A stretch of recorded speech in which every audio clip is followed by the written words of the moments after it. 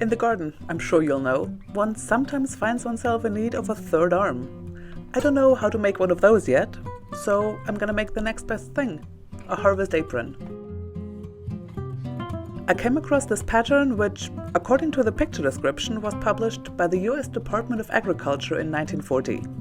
I tried to find out more, but Pinterest, as much as I love it, is a scourge, so I gave up. I'm sorry.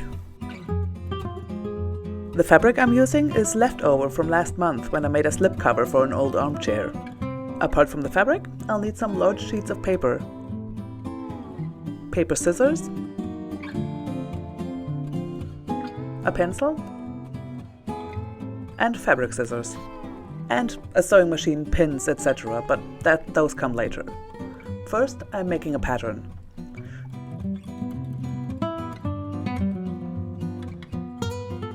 So this looks pretty simple, so I measured my waist where I want the apron to sit, divided that measurement by 2, and added 4 centimeters for the channels for the poles and a centimeter seam allowance. On the pattern, the upper seam is straight, but I curved mine because, generally speaking, bodies are cylinders, not cubes. Next, I measured from my waist to where I want the apron to end, and again added 4 centimeters for channels and another centimeter for seam allowance. I marked the length in the middle and at the side, and then connected those points with curves.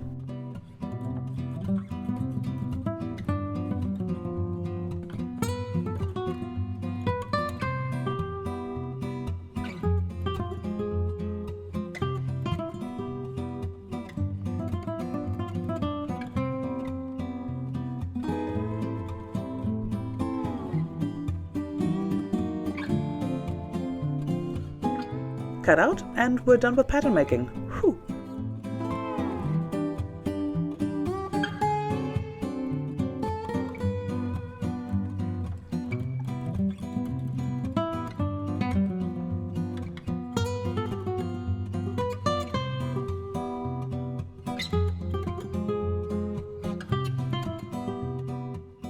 The pattern is to be cut on the fold, so lay out the fabric with a fold.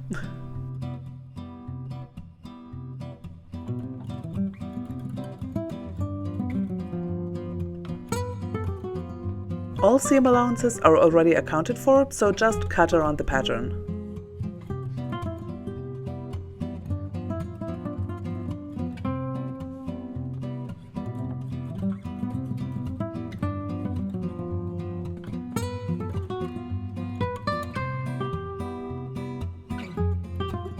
We'll also need ties to go around the waist. To find the length, measure around your waist and then give yourself an extra 70 centimeters, so you'll be able to tie it comfortably and with a nice big bow. I'm cutting the pieces for the straps 10 centimeter wide. That width is just convenient with the pattern. The final width will be 4 centimeters, 10 divided by 2 minus the seam allowance.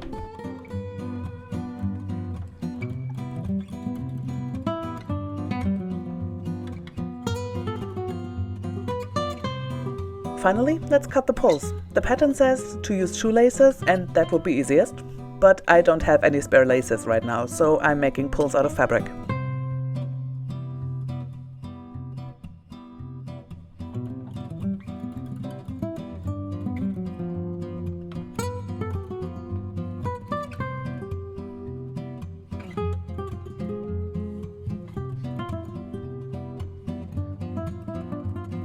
Let's start up the machines. First off, I'll have to piece together the pieces I cut for the ties. Since I'm using leftover fabric, I couldn't cut them in one piece.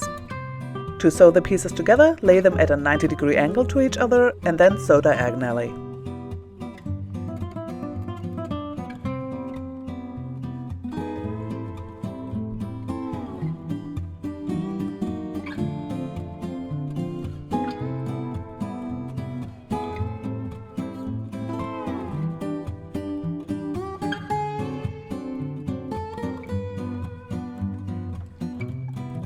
That worked better than expected. Now cut the excess. And then sew into a long tube by folding the fabric in half.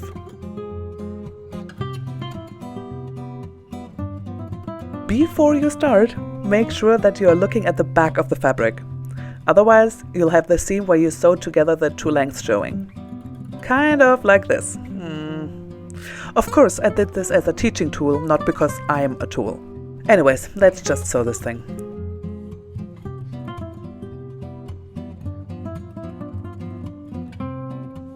Now, to turn a tube inside out, they make fancy tools, but I use a knitting needle and safety pins.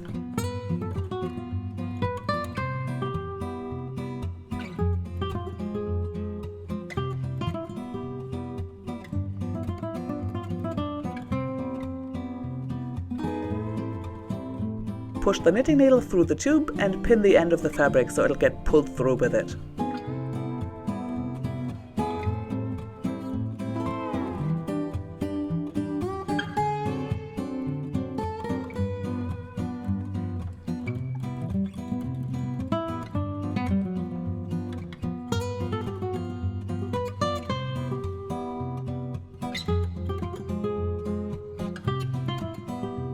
Now, the front of the apron. For the pulls, we'll need to sew channels around the outside. I'm using pretty thick fabric and the whole thing is just one big curve, so to avoid excessive bunching up of fabric, I'll run a line of large stitches along the seam allowance that I can then use to pull the fabric into place. So set up pretty large stitch length and don't double back at the beginning or end so you can remove the thread once you're done.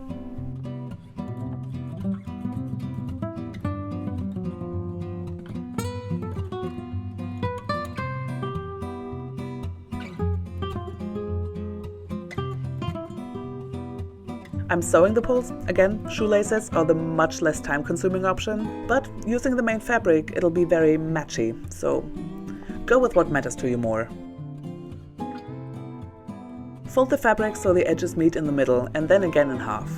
Basically like bias tape, but not on the bias, since it'll have to hold some weight. Cut on the straight grain, but fold like bias tape.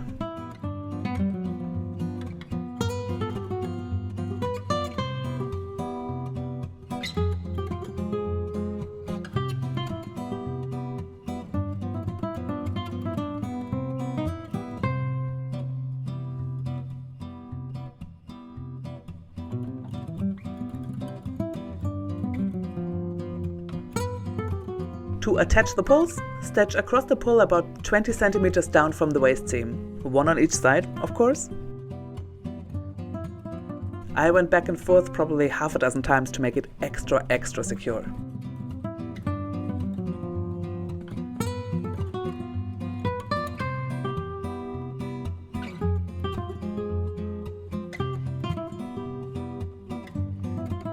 Now, that line of stitches we made earlier will come into play. For the channel that the pulls will sit in, fold over 5 centimeters of fabric and then tuck under the seam allowance and pin into place.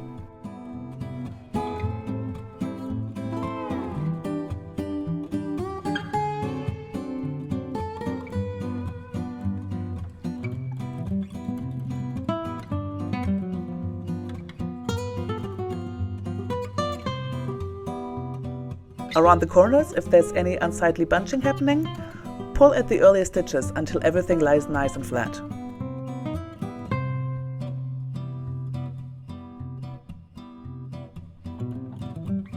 As we get to the lower edge, we'll need 2 buttonholes.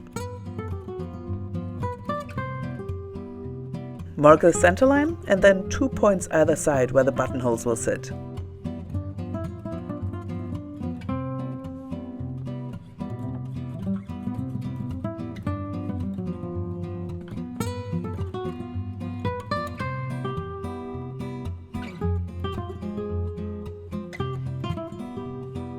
Get out some matching thread, or an unmatching one if that's more your style, a needle and some small scissors. Cut a slit where you marked, big enough for the pulls to go through, and then go around the hole you just made with tightly placed buttonhole stitch.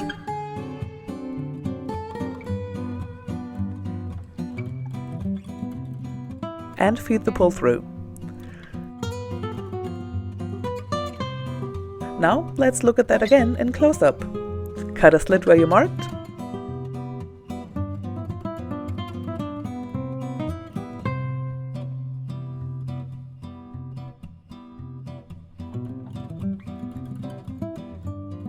For buttonhole stitch, push the needle into the fabric about 2 centimeters away from the hole and come up inside the hole. Pull the needle up through the sewing thread. As you work the stitches, the thread will form a barrier that protects the buttonhole from fraying.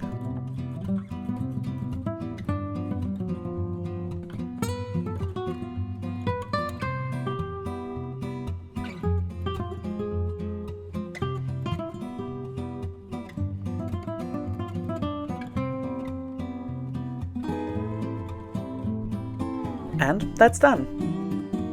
And yes, you could do all that in under a minute on the sewing machine, but I couldn't find the buttonhole foot, so to teach myself a lesson I decided to do it by hand. Since we're in close-up mode, let's do a bit of that channel pinning up close and personal. Fold over 5 centimeters and tuck under the seam allowance. And pin.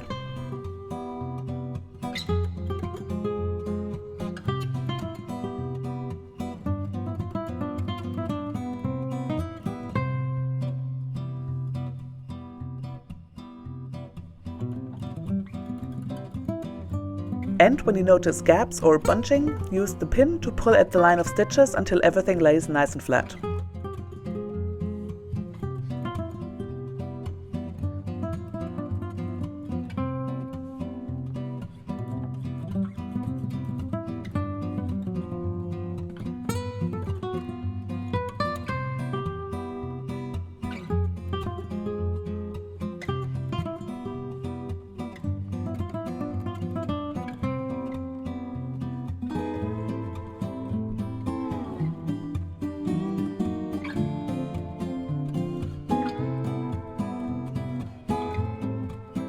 And we're done! One long line of straight stitches will keep everything in place.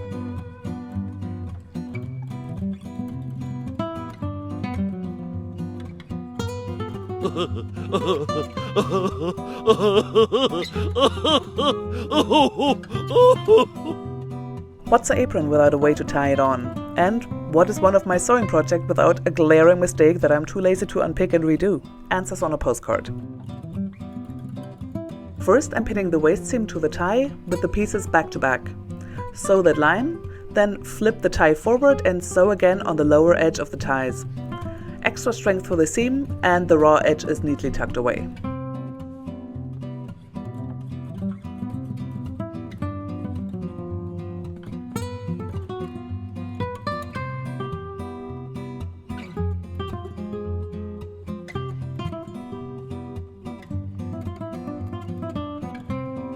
Now we're all done with the apron, but I decided I wanted pockets. One large pocket for secateurs, twine and so on. And, oh, I love that fabric, it's got whales. And a small pocket for my phone.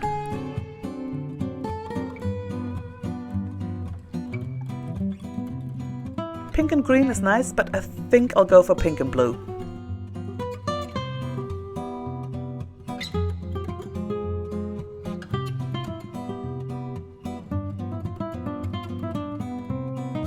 Measuring out how big the pocket should be.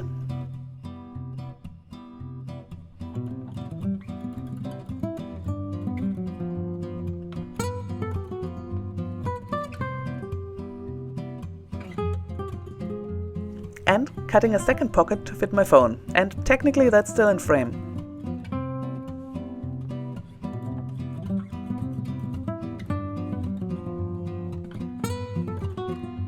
Give the fabric a press. I'll make these real easy. Turn down the top edge and fold under the 3 sides. Cut away the corners so that there's no bulk, and then I'll run a line of stitches in a U shape to attach. I'm doing this with the grey thread I used to make the apron. Grey is easy to ignore, and changing the thread on the machine twice for 10 seconds of stitching is honestly just too much of a fuss.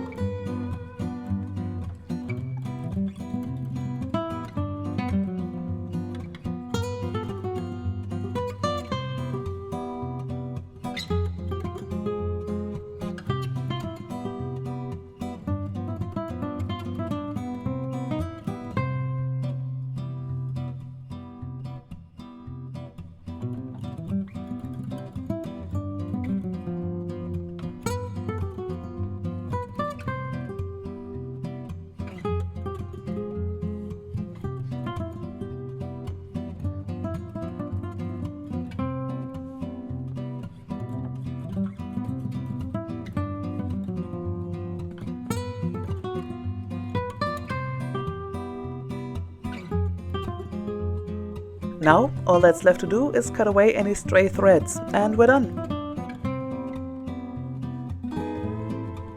Let's see how it works.